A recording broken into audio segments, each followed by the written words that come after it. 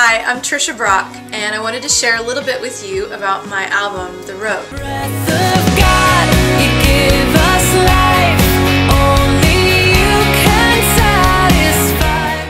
Worship to me feels like a lot more than a song or a melody or the music behind it, and this album for me is kind of a reflection of my life in the last few years.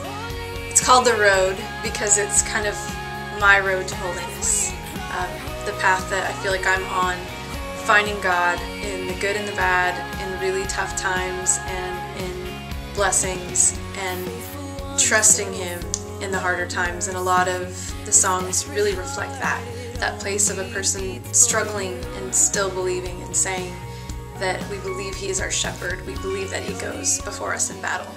So a commonly asked question lately is, am I doing this record because I'm leaving Superchick? And the answer is definitely no.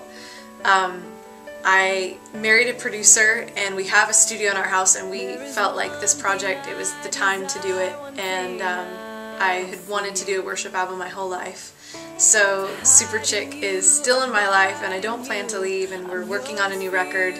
You will see Superchick still, and it will be just kind of another part of Trisha that you're going to get to meet.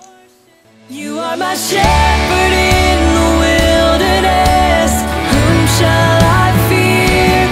You are the God who goes before me, my rock and my shield. In troubled times you will provide, and I shall not want. You are my God. I have a song called You Are My Shepherd. It is the first single being released off of my album. A lot of this album talks, I guess, was written from a place of struggle. Sometimes it can feel like God is distant, and sometimes our prayers just feel unanswered and just like they're out there, and our faith is put to the test. What this song talks about is how He is our shepherd and He goes before us. And in the wilderness, I know that probably a lot of you could be there, and I've been there a lot of times in my adult life, and the wilderness is not an easy place, and it's not always a fast journey through it, but knowing that He is our shepherd is really probably the kind of peace that gets us through. And for me, we don't have to have all the answers all the time. We just have to trust that He's there and He's leading us through.